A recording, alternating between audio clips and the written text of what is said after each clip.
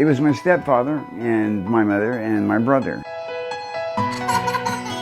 And yes, we were a crime family. We traveled around America and committed our crimes.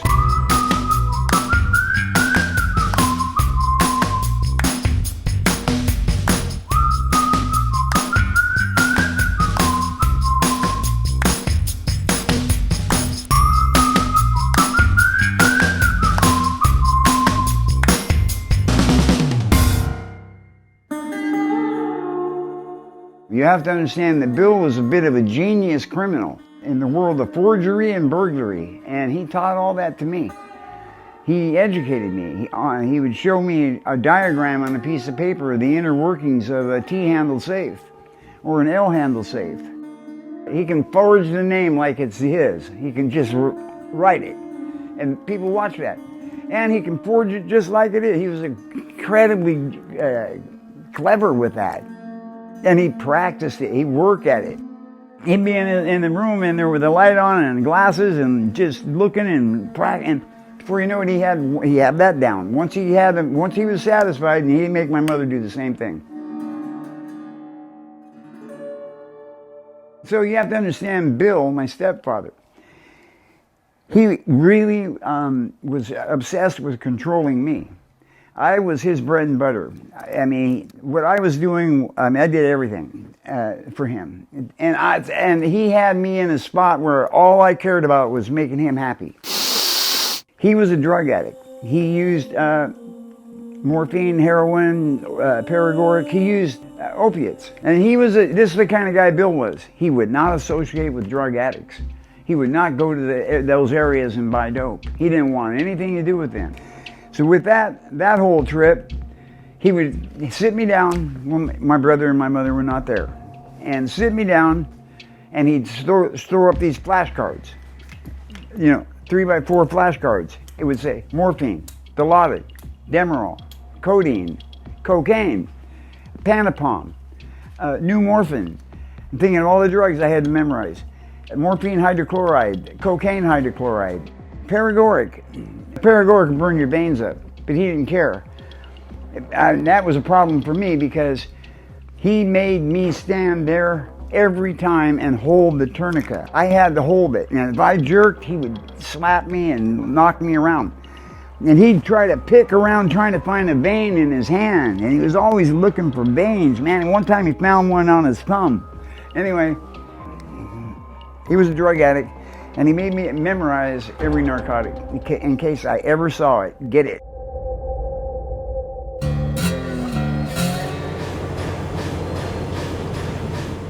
My job was he would take me in the morning to an industrial site.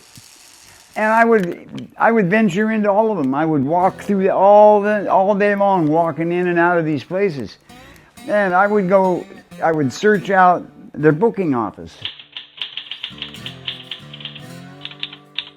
Once I found it, I would just walk in there, and there was always somewhere to sit, and I would just sit down. And of course, someone's going to ask me what I'm doing there, and I would tell them that my father was a traveling salesman, and I went to a military academy, and I was enjoying the day with my dad, and he would be here in just a minute. He told me to wait for him.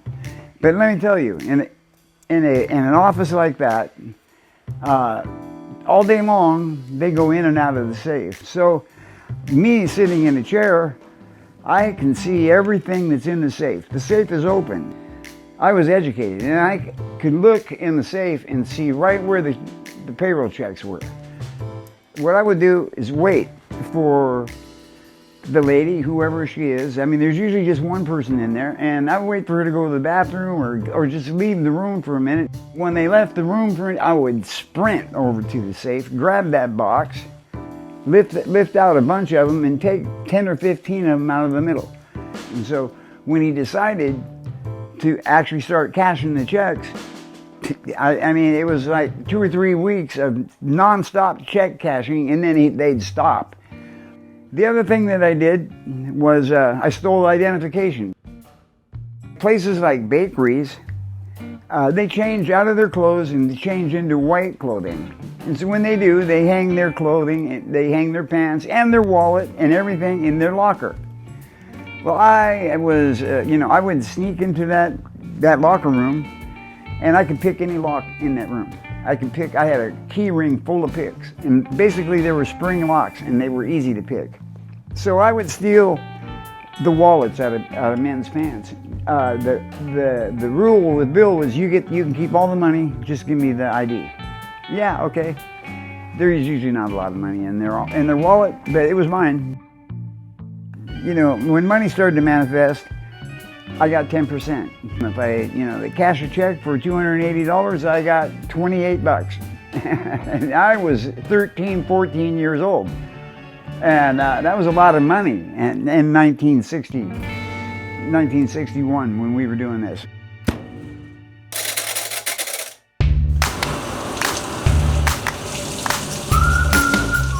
And I had to steal ID from my mother, so I had to get female ID. I usually was more successful in laundromats, where women were doing their laundry.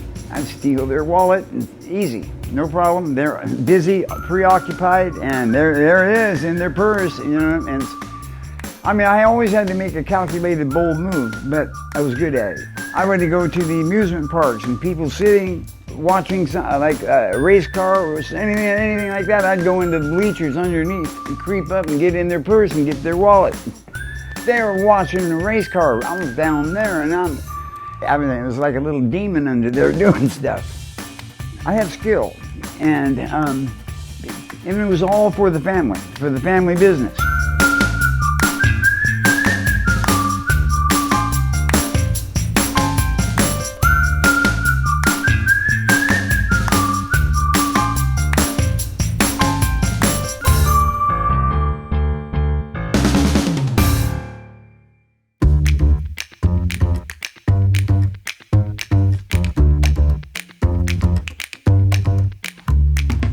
Before we left the city to go to a new city to set up shop again, I had to do burglaries every night. Every night I went out and did burglaries, and this is what I got. I stole office machinery. I stole equipment like typewriters, IBM machines, dictaphones, anything that's used in an office and it's electrical or of value. Once we had a U-Haul trailer full of office equipment, we left. Drive right out of the city. So when we left Denver, we did go to St. Louis, and we set up the same thing. This is how Bill would set up shop.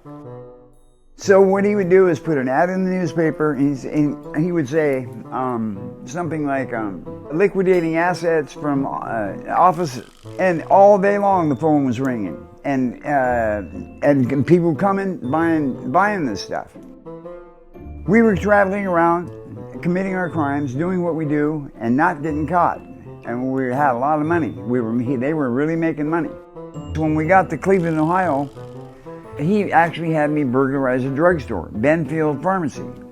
I went back there and saw a bar with a hacksaw, one bar, and I got in. I was in the downstairs, and I went up these stairs. The door was locked that goes into the pharmacy. So I took a keyhole saw, drilled the hole, and unlocked the door and went in. So I did the burglary, and I had some stuff, and I was going out the same way I came in, through the window.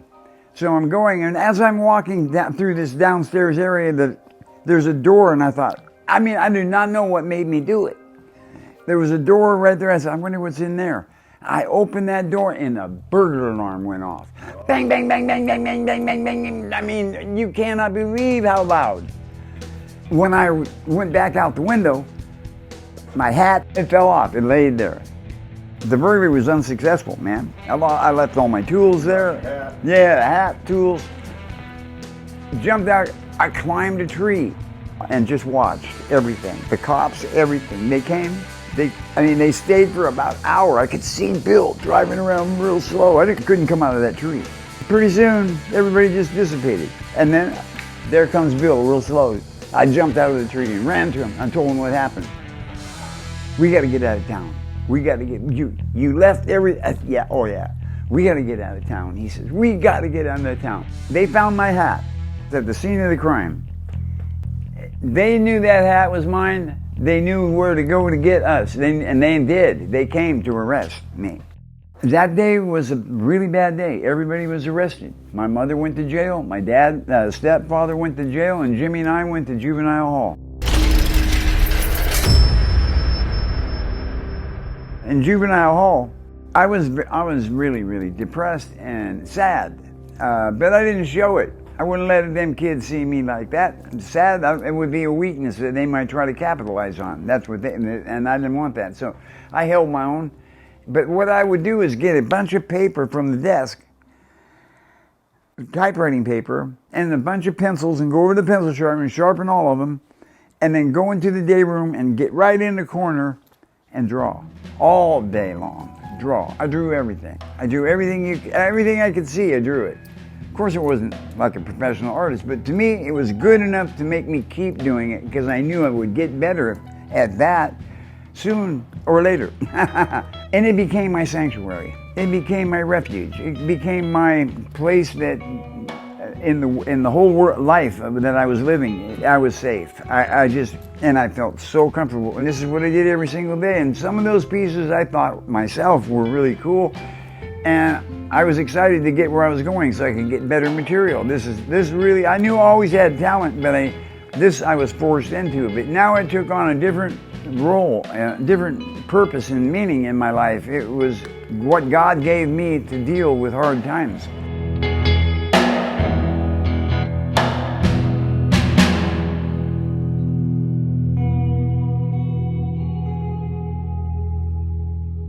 The female officer, Ronnie Murray's coming every day trying to get me to talk. I never would. I wouldn't talk. I wouldn't talk. And I was getting cigarettes. She was letting me smoke every time she came. And I was just dragging her out. I was just trying to pull, and thought she was making headway. She thought maybe pretty soon he'll really talk to me and give me cigarettes. Oh, I wanted those cigarettes. I look forward to them every day, man. And so, make that long story short, she finally, when she told me your mother's going to go away for a long time, you know that, don't you? And she says, you can save her. You can save her. You got to talk to me about this now, about your dad. And when she brought it to my attention about my mother going to prison for a long time, that's when you have no idea how close I am. I really couldn't let that happen. If I could stop that, I would, in any kind of way. So I told her, the only way I'm going to do this is if you arrange for me to have a phone call with Bill. So she got it together so I can talk to Bill on the phone. I got him on the phone. I said, look, Bill, why don't you do something right for the first time in your life and let Mom off, let her go. You know you're going to prison, but how about her? Can't we save her? He said, yeah, I think we can. Yeah, go ahead and do what you got to do. They got everything against me anyway. Do what you got to do. I got his blessing on it. I didn't want to be on his list of getting someone who's going to get murdered later in life. And I mean, when I was a kid, I believed he would kill all of us. And so, I mean, I had to do that. To get the okay from him. And he did. He gave me the okay. And so I told her everything. My mom went to prison, but she only got a year. However, Bill got 7 years in the Ohio State Penitentiary. In that time, I thought that was a long, long time. And they sent my brother to Pittsburgh to live with my aunt and uncle, my Uncle Tony and my Aunt Jeanette, and their three children. And they loved Jimmy, and they loved my mom, and they gladly opened arms took Jimmy. The judge didn't want to let me go. The judge didn't want to send me to reform school. And actually, in the reform school in those days was called a training school. He didn't want to send me there. He said this. His name was Angelo Gagliardo. He said, you're far too intelligent. You're far too bright to end up in reform school. I'm going to search the whole country, the whole United States, for a private school that will take you in. I thought, oh, man. Where am I going to go? I don't even know where I'm going. I don't even know. A private school, what's that about? Star Commonwealth for Boys in Albion, Michigan accepted me in their school. Floyd Starr, the founder and director, did.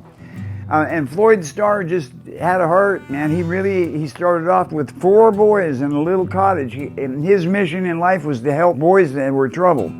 He accepted me, and he had me in his office one day, the first week I was there, and he knew my whole story, and he says, they say you can crack a safe. Can you crack a safe? I said, yeah. And he said, can you crack that one?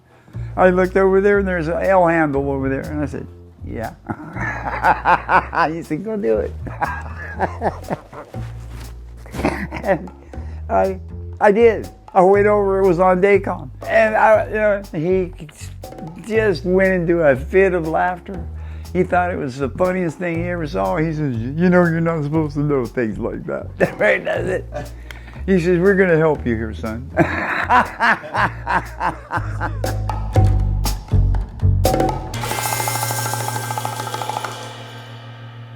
My art took on an important meaning to me. And so when I got to Star Commonwealth for Boys, I accumulated a lot of different things, a lot, better things to work with. And the house mother mom nation, now she was a tyrant. I mean, she really did not like me personally, and it was in her mind to stop me from doing what I was doing. And she wanted to. She set out to do it.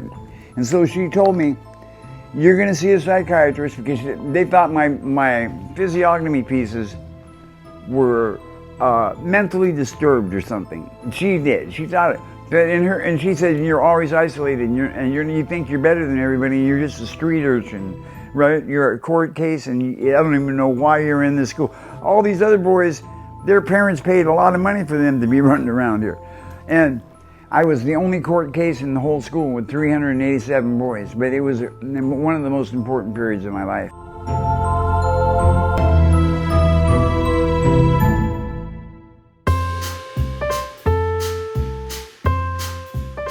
In this place, they let you go home for Christmas vacation and on your birthday. I had 2 weeks for my birthday and 2 weeks for Christmas. So I had a whole month out home. I spent my every day in the library. At any rate, when I was home for Christmas, I had one present underneath the Christmas tree at my aunt and uncle's house. And it was a big kind of, and I thought, everybody else had a bunch of presents. I had one. I was sad about that. That kind of worried me. But when I opened that up, all of my aunt and uncle and my mother pitched together their money and bought me a box full of oil paint, linseed oil, paint brushes, and about 6, canvas boards, just little ones in the box. And it was a professional artist box. I was in heaven. I went right downstairs and tried to paint a picture and made mud. I made straight mud. And anyway, but I was thrilled. I have all this paint. And when we got back to Star Commonwealth for Boys, I literally went to the wood shop and made an easel. I had a problem with the house mother, and she made me quit painting, made me quit drawing. Every day I wanted to, and she made me, no, you can't anymore until you see the psychiatrist. So they set it up for me to go to Ypsilanti, Michigan, and see the leading child psychiatrist, Dr. Ralph Rubenovich. And I had to see him, and I was really, really worried. I thought maybe I might be crazy. I don't know what crazy is.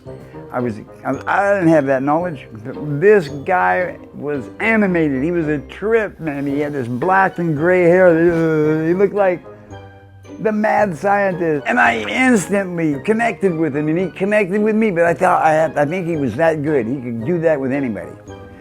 He was just personable and made you feel comfortable. Don't be nervous. You're not that crazy, are you? He would make jokes to make you relax. And when he says, what is it? What's your story? And when I told him about my art, and I told him what I was doing, and my house mother thinks something's wrong with me, and this, that, and he says, well, do you have an example of your work? I did. They made me take all that stuff to show him that I did. And he's looking at it, and I don't know what he's thinking. I'm looking at him, and he's intense. He's intent. And he says, these are marvelous. I said, you don't think I'm crazy? He says, you're not crazy, you're gifted. And he says, would you paint me a picture today? He says, I'll even pay you for it. And I said, absolutely. He says, he put me in this room and had a bunch of oil paint, had a lot of stuff in there. It was around the Christmas time, And he said, show me what you feel about Christmas. That's what he said. Can you express what you feel about Christmas? And I thought about that for a minute. I can do that. So what I did is I painted a holly like this. See, and then the berries. And these are red. It looks something like this. Just like that. And this was green. These are green, and this was kind of a gray-white, getting whiter, darker at the bottom, and he gave me $25 for it. So when I got back, she says, you know, you can't paint until the doctor's recommendation comes back. As I know, what he wrote, he told the school that it would be criminal to do anything at all to preclude this man from developing his gift, his talent, his art.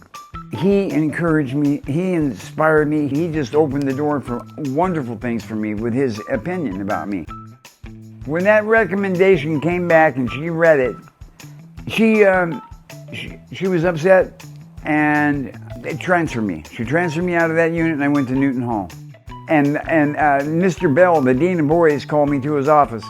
He says, you know, I've got a copy of this. And he says, every time I go to pick up a boy, because the guys run away all the time, and then he'd have to go pick him up. I'm going to take you with me, and we're going to go to the museums. I got a life of museums. When we went to Toledo, Ohio, we went to that museum in Toledo, Ohio. It was the first museum I saw of Van Gogh. I stood in front of a Van Gogh, and I'm telling you what, it was, for me, breathtaking. Breathtaking. I got it in my head that I could make it on my own if I could just get away from here.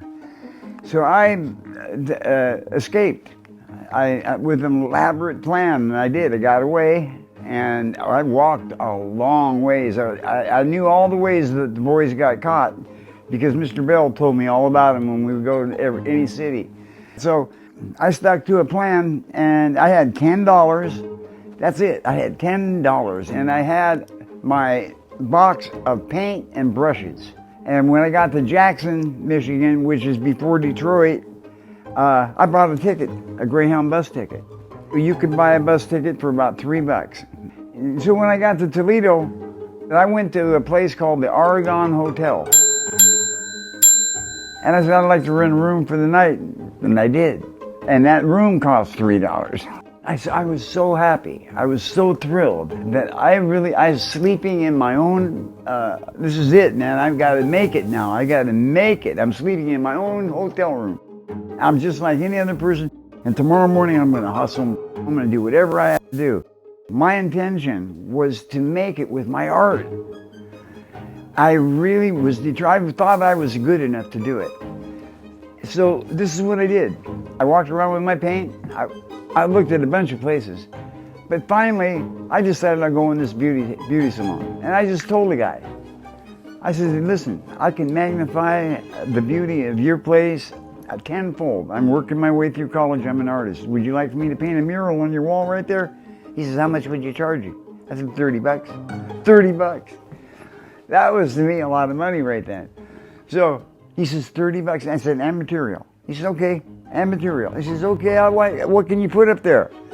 I said, oh, I can put some mountains and some water and really beautiful. And he said, that might be really pretty right there. He said, go for it.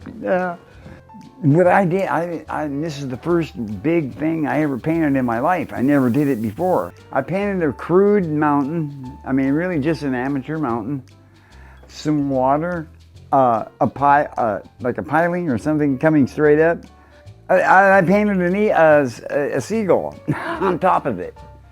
Anyway, he loved it, and I got work out of that. These gay guys, they were gay, and they asked me to paint something in their room, in their apartment, and I did. I painted this little bridge with water and flowers, and I just remember this bridge I painted, and they went over like that. And they asked me to do something like that, and I did it. So I got another $30. But now I was able to at least have a room to sleep in, and cigarettes, and man, I was making it. I felt great.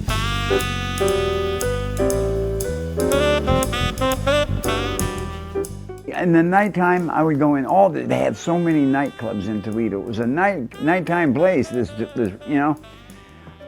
I would go into the Theatrical Lounge, the Casablanca, Phil Cough's. Phil Cough's had nothing but gay people. But here's what I would do. I'd go in there with my sketch tablet, and I'd walk around and I'd say, "You'd like to have a spoof for $5?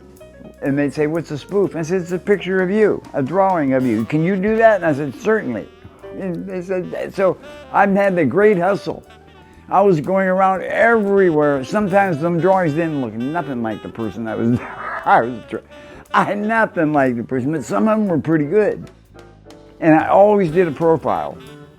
The profile, you know, straight forehead, nose. I mean, very simple, but I'd make them kind of funny, right? They always gave me more than $5. They tipped me. You know, they just, "Oh, I don't have a $5 bill. We'll take a 10, right? And you deserve it. This is wonderful. Can you do my girlfriend?" "Yeah." At any rate, I did a good job in them. And then I ended up getting a job with Rose LaRose in the Burlesque Theater. Rose, she loved me. And I painted backdrops for her, for the girls. And she liked me so much. And there was a guy that was a backstage manager, like a middle-aged dude, but none of the girls liked him. And he was creepy. And she called me in the office one day and says, "I'm going to make you my backstage manager. You know what that entails?" I said, "I have no idea." And she said, basically, you just make sure the girls are on deck and they're ready to get on stage." And so here I am, we're sitting on this dunce stool, talking with a clipboard, talking about Dusty Russell's "You're on Deck."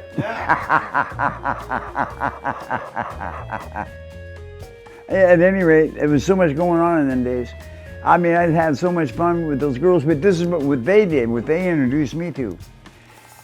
They came in troops. They would go from Philadelphia to, you know, to Pittsburgh, to Cleveland, and you know, and Cincinnati, and then end up in Toledo.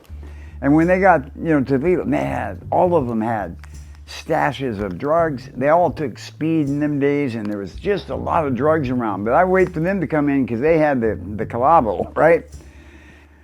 I got introduced to biphenyl T20. That's a black beauty. They are very strong amphetamine. The truth is, I got spun out. I got, you know, addicted.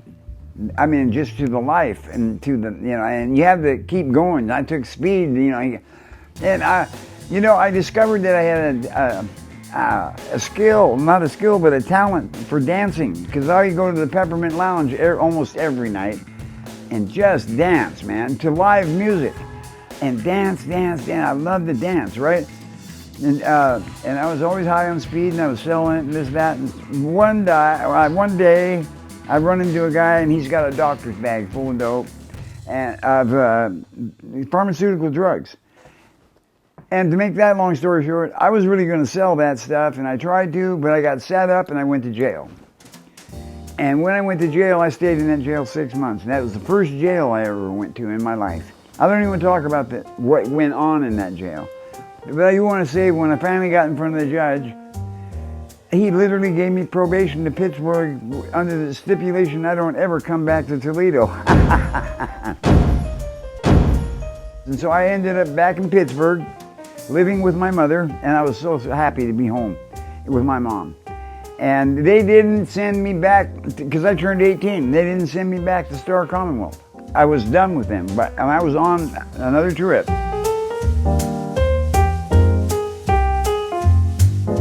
When I was in Pittsburgh, I was looking in for ads in the paper. I found one that said dancing instructor needed. It said something about we will show you how to teach you how to dance, and this. And I called them. They said come in. I did. I ended up being a dancing instructor. I had a studio name. They called me Mr. Mills. Mr. Mills. And I could dance ballroom dancing. The Argentina waltz, the tango, the cha-cha, the rumba. I worked for these people, they were Germans, at Continental Dance Studio on 6th and Wood, downtown Pittsburgh. And I was really proud of that, proud of having such a position at my age, right? And I was hooked on heroin then. And as a result, I got caught. They caught me shooting heroin in the bathroom, but they looked through that little. And they caught me, and I got fired. So I was no longer a dancing instructor.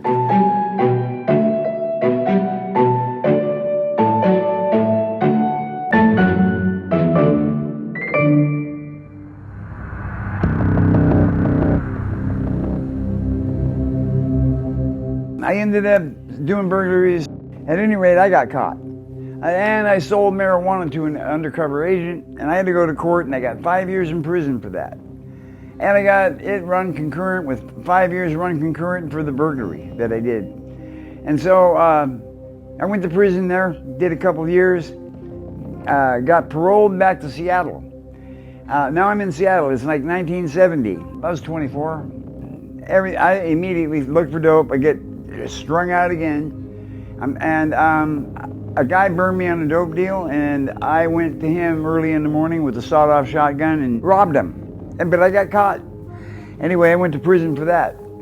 So I'm in prison in Monroe. I did 3 years there. I get out. It's 1973, April 6th, 1973. I got out of Monroe. And so here I am. I'm back in Seattle. I got paroled to the sponsors I had, slept there one night, and left and never went back. I went to my mom in Capitol Hill in Seattle. Oh, I was loving that day, that period there. So I hooked up with a very, very rich girl, and she gave me a lot of money. Like she gave me $40,000 at once. $40,000 at once. And I was just I had a nice car. I had big balloons full of heroin. I had everything I ever wanted in life at that time. I'm just having this life of crime, doing all kinds of things. I went to prison in Oregon. So I did 2.5, 3 years in Oregon for credit card forgery. I was out on parole. I jumped parole and came back to Seattle. Ended up going back to prison the night that the Supersonics won the world championship. The Seattle Supersonics have won the NBA World Championship Series in 5 games. I went back to jail for possession of stolen property. So I went to prison on that, did a couple of years, got out. That was 1982 when I finally got out. And I started robbing hospitals for pharmaceutical narcotics. So I'm like getting $300,000, $400,000 worth of narcotics from one of these robberies. I robbed the Coleman General, the Puyallup, Good Samaritan, the Allenmore, the Puget Sound. I robbed them all. And one of them I robbed twice. I'm not really bragging about this stuff, but I did that. It was from my disgusting heroin habit. Robbing a hospital is so lucrative for a drug addict because you just can't believe how much narcotics are in there.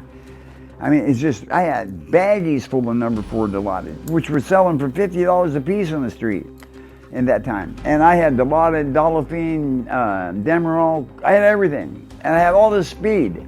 Because when I rob a hospital, I tell them to give me all the Schedule II narcotics, and they just put that in there too.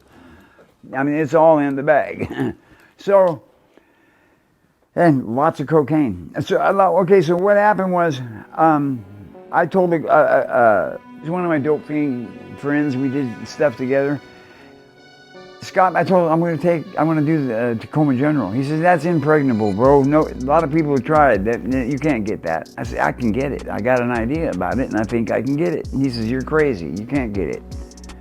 I said, look, all you got to do is drive me there, sit in the car and wait for me, and I'll bring back the narcotics. Just wait right there for me. He says, that's all you want me to do? And you're going to give me, well, I said, I'll give you 1/3 of everything in the bag if you just wait there. I walked through the park to the hospital. Now, what everybody couldn't do, they couldn't rob this hospital because the only entry after 9 o'clock at night, the only way in there is through the emergency room, and it's full of cops. But I had a plan. I figured out that I would go around to the dark side of the building where all the offices were. It was down low and it was very dark in there. I just put a half moon clip with a stick in there and turned it, opened the window and went in there. I'm in the hospital, so now I just systematically work my way up the dark hallways up the steps, and into one hallway. It's lit up now. And now I'm walking down this hallway, turn a corner, walk down, and there is the pharmacy. This is really like 2 o'clock in the morning, and here I am, made my way, no one sees me. I make my way all the way up through the stairs, everything, get around, get in there to her. And I looked at her and she said, "Can I help you, sir?" I said, "Yeah, do you have any boric acid?" She says, "We have lots of it." And I pulled out a .22, a starter pistol, no bullets in it. I said, "Come over here and open this up." Now, I had the gun on her. I said, "Come over here and open this up." And she says, "Okay." And she walked over and stuck her hand in this white coat pocket and pulled out a single key, one key. Stuck it in there and the window just opened up and I jumped in and closed the window. She said, "No, please don't rape me." I said, "I'm not going to rape you, man." She said, "What do you want?" I said, "I want all your Schedule II narcotics." She said, "That's all you want?" I said, "Yes, come on in with me in here."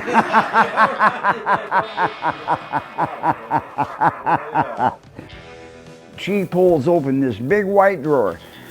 Man, there was so much narcotics in there. They were just lined up. There was cocaine hydrochloride, like 8 ounces of it. Oh, bottle after bottle of dolphine, morphine, methadone pills, the Dilaudid. There was just so much more opiates. And that's what I was there for. But, there was also all kinds of speed. All kinds of speed, and I took all of it. I just took all them drawers and emptied them. Now I got a big bag. And I'm thinking, how am I going to get out of here with this bag? And I said, "Okay, look, you don't want anybody to get killed or shot, do you?" And she said, "No, I don't. No, I don't." I said, "Well, listen, give me 10 minutes. Just what sweat is it off your ass? Give me 10 minutes to get away, please, and I'll let you stay. I promise I won't call." And she kept that promise. I know she did because of what happened after. What I did, I just threw that bag over my shoulder, walked out of the pharmacy down to the front door, went right out the front door. And I got this big heavy bag full of narcotics. And I'm just really trucking through the park. And Scott's gone. He left me. I am all alone with this gigantic bag full of narcotics. And any minute, the whole area is going to be swarming with cops. And they're going to bring dogs. I don't know what to do. Then I heard some music in this building. I vaguely heard it, and I could see these people coming down the steps. Every landing had like a window, and they were coming down the steps. I just quickly went over there and waited at the bottom, and when the door opened, I slid in with them. So there's a guy leaning in the doorway with a beer bottle of this apartment. I mean, it's a happy-go-lucky apartment, right? So I walk up to him, and I put the gun on him and said, "Get back in there." He said, "Oh," he said, "Dude, we ain't got nothing." I said, "Trust me, I'm not here for anything. Get back in." I said, "Who else is here?" He said, "Oh, my wife, she's sleeping." I opened up the door. She was buck naked on the bed. I closed the door real quick. And I went in the living room. There's a guy over there passed out drunk. There's beer bottles everywhere. I had the bag. This guy, I can see he woke up. And he's not moving. He just has his eyes open looking. And he's not saying nothing, but I have the bag. And he can see through the bag. One of the bottles pressed up to it that said cocaine hydrochloride. It said it right on it. And I said, when I saw him, I knew he knew that this was a bunch of dope in here. And so I said, "I'll be straight with you guys, man. I just robbed the fucking hospital. And I'm not gonna get caught. I'm gonna wait a while, and you're gonna let me wait a while. I got a gun on you." The guy there, he finally says, "Hey, dude, you got any cocaine in that bag?" I said, "Yeah." He said, "We got some needles in the kitchen." I said, "You're welcome to all of it, you guys. Come on." Next thing you know, I pour out a big pile of cocaine. These guys are happy, and they're speeders, really. So I said, "You can have all this speed." They were so happy. These people, I had them under control because they didn't see me as a threat. And so now I could get a way out of here. So I called my partner in Puyallup. He's the only one right there I trusted with that big battery. And I mean, I couldn't show it to anybody else. And so I told him, "Look, I robbed a hospital. I got some problems. I mean, I hung up over here all day. Can you come and get me?" He said, "Yeah, I come and get you." I said, and I gave him the address and everything. He came, he got me. We went to Puyallup. And that's another story there.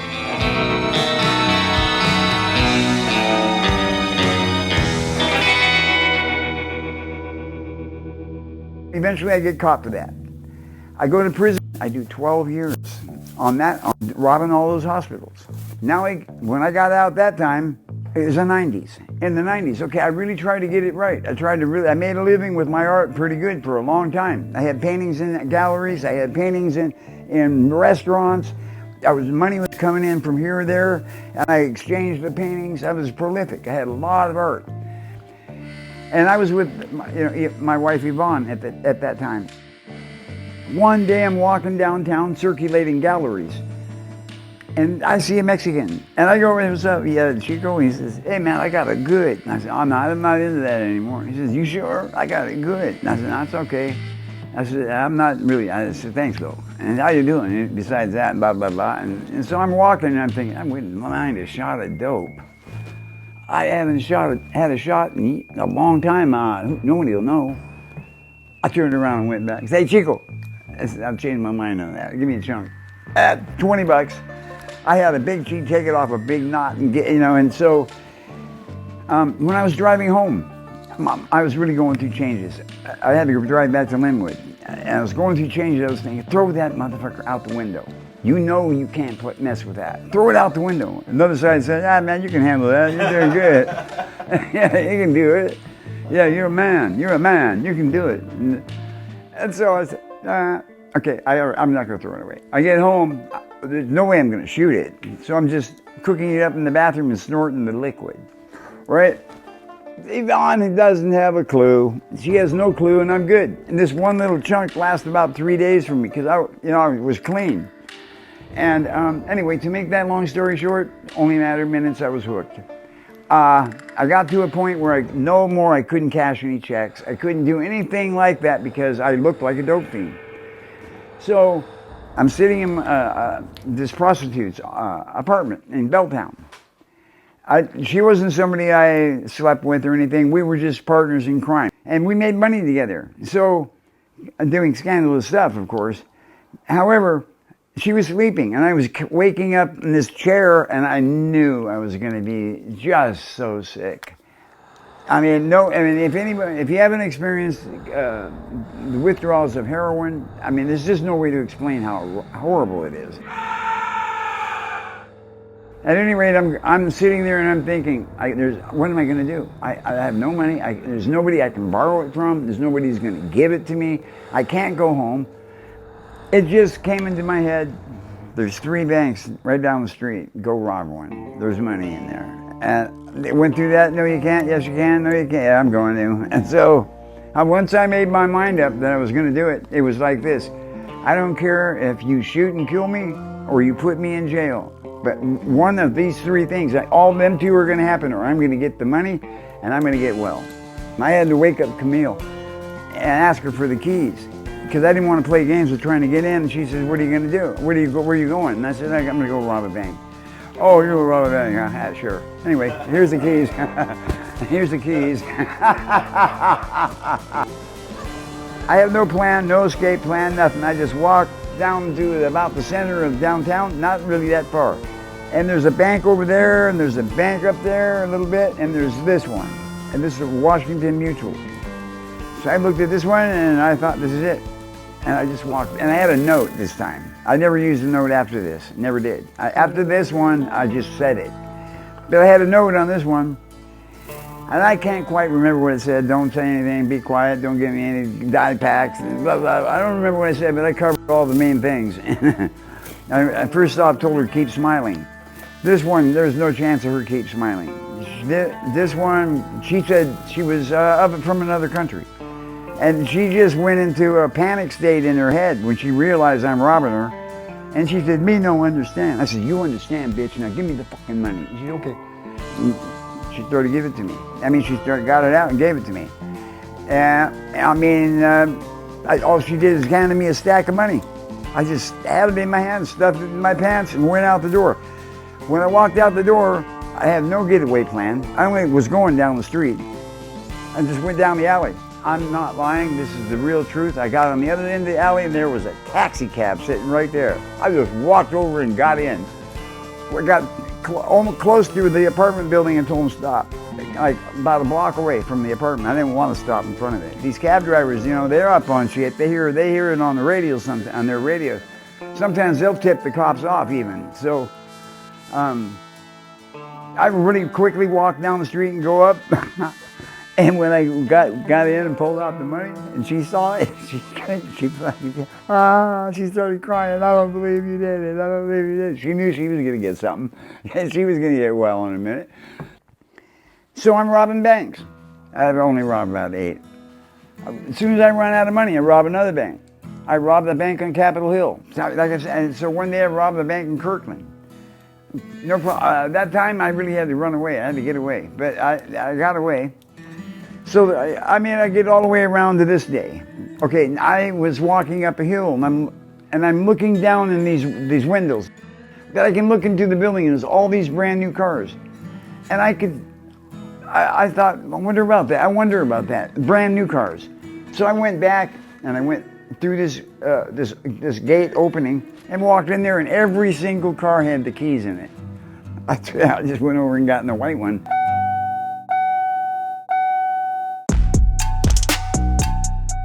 Started it up and drove away, right?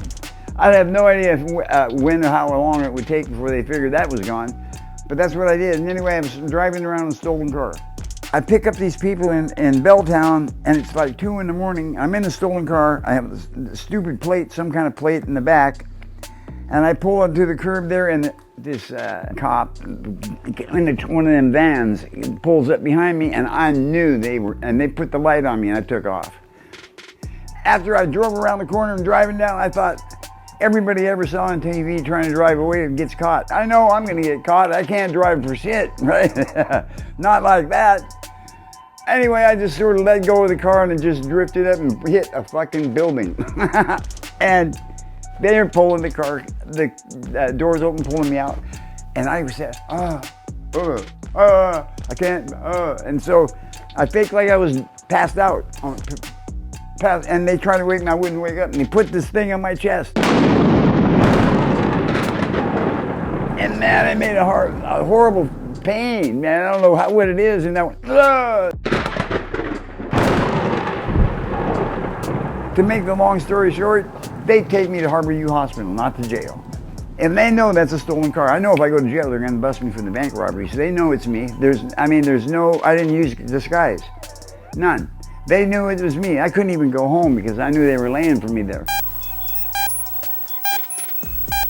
So I'm in the hospital.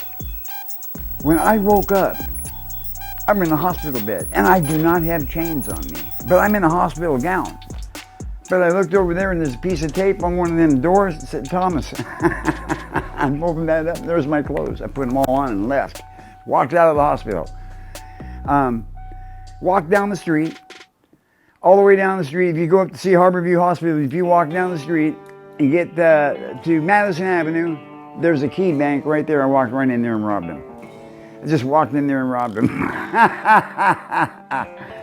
It's not funny because this is the one I got caught on. So I had a lot of money out of that one. I mean, really, that was the biggest wad of money I ever got from a bank robbery. I never got to count it, but I tell you what, I know there was a lot. This was a chunk of money. This one here had a tracking device in it. I jumped into a cab.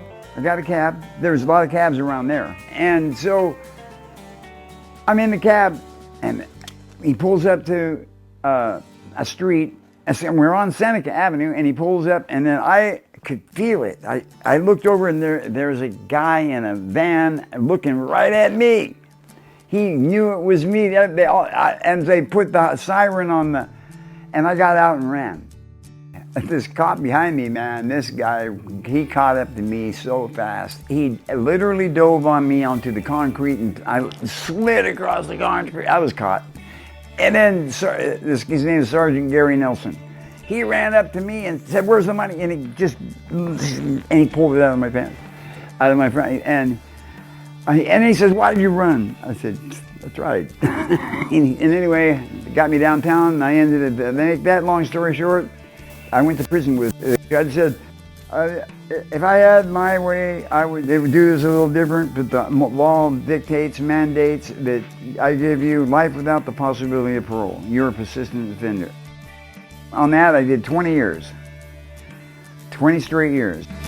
Well, nobody ever comes to see me, and I don't care. Nobody ever comes to free me, and I don't care. I had a habit. I wake up every day and paint.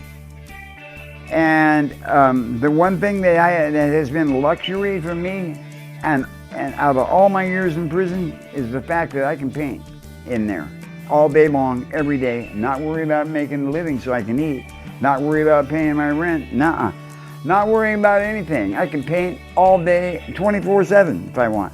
And so I devoted my life to it, and I became superior at what I do. And I learned a million tricks. I mean, I can get to the point very quick with paint. I'm not bragging, just saying I didn't waste my time in prison. When I had 17 years in, I was listening to just sitting there in my cell in the morning, mixing paint, and hearing all the chatter and everything out on the tier. And it just dawned on me. It just came into my head. I don't think I like it here anymore. I don't think I want to be here. This isn't even fun anymore. I don't identify with this group. I made my mind up right then. But I had to argue with myself big time. It went like this: dude, what makes you think you can get out of prison? And I thought, what does make me think I can? Because I'm going to try. Because I made my mind up. No matter what, I'm going to try. I'm not going to try to escape, but I'm going to try to get out. And so, one part of me said, you're a fool. It's ridiculous. Don't ever do it. You're wasting your time. Don't even think about that. Paint your pictures. Do what you do. Another part of me said, man, you can do this. You live in America. Anything is possible in this country. I'm just going to bring it to the public's attention that this is a bogus law. It's a straight bogus law. You know it is. I know it is. And I should not be here. Why? Because I'm not evil. I'm not evil, and I've gave you 17 years already for unarmed bank robbery. Are you kidding? You can let me go by now. I mean, I think I paid my bill. So I'm writing to everyone. Anyone that would listen. I'm writing to politicians. I'm writing to people in Olympia. I had a big list of them. Senators and congressmen. And my main target was Dan Satterberg.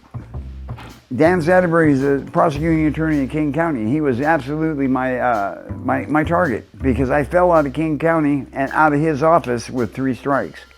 My attitude when I'm writing is never repeat yourself. I didn't repeat myself. I had so much against this law and the whole trip and the way it was a cop-out. In my book, a cop-out. This is your answer to social issues? What do you think, I'm a baseball game? You can strike me out? I'm a human being. You can't strike a human being out, right? I'm phenomenal, and so is everybody else. But you're going to exile me to the moon?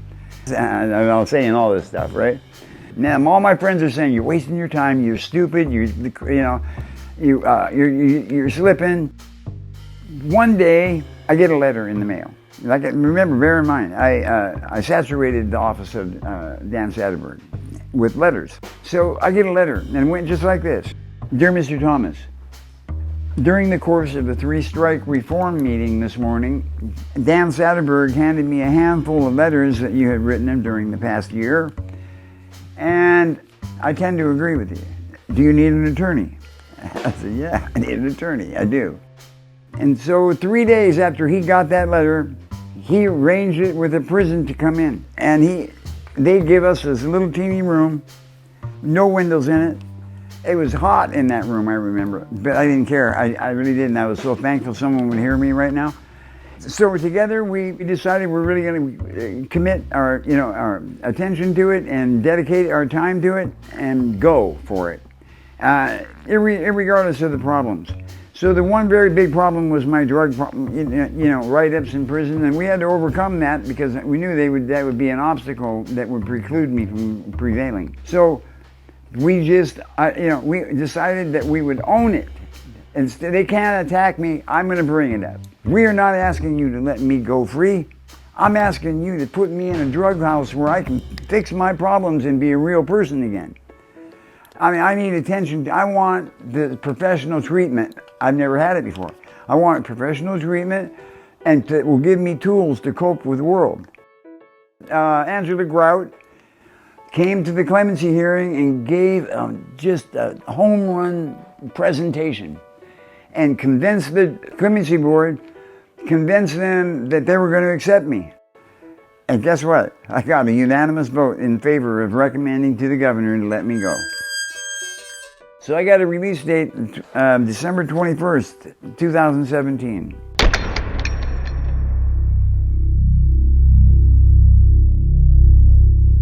You have to understand that I was surrounded by forces of evil all the time. These are vibrations. This 21st century, people here should know vibrations are real. And when you're in a place like that with intense serial killers and psychopathic, I mean, you can't get around it. It's everywhere you look. So it has to affect you by osmosis.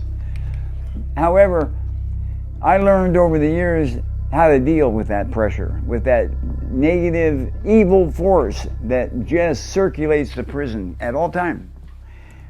And the only way that you can combat that is in my mind, is through Jesus Christ. All things are possible unto me through Jesus Christ. I've been painting 60 years. I'm 75. And I'm bent on leaving the world with the best of what I have. I'm bent on doing something absolutely positive, no matter what. The only way that these paintings could have any merit or value, and I could really claim that they're a contribution to the world, is if they're positive. I am sure that God is in my work because I put him in there. I asked him to come with me on this. And I know that that's his will, and I'm always in there. He's in every single painting. And really, if someone takes the time to sit back and contemplate aesthetically what they're looking at, they may just come to a sense of enlightenment. And what I really want that to boil down to is I want everyone to know that they have the potential for greatness. I believe in my heart that every human being is great and that every human being has a potential for absolute greatness. It's in there, and you can find, all you have to do is find it. That's your job. Just, I can't give you advice on how you find your purpose, your meaning, your special edge, but I tell you this, it's in there. I wish I could make people understand the power of non-objective, abstract relationships. That when they relate to each other and work together to meet the whole, and when it's done with rhythm and spirit, it becomes a moving action, kind of it's a dream. It's like a dream. I believe that the paintings have the power to create thoughts you never thought before. That's as simple as that. God gives the gift. This is not on me. This is God. God somehow gave that to me, and he knew the trials and tribulations I was going to go through, and that's what he gave me to cope with all that. And he did. I know that. I'm thankful. I'm very thankful. If you could sum me up with one word, it would be grateful.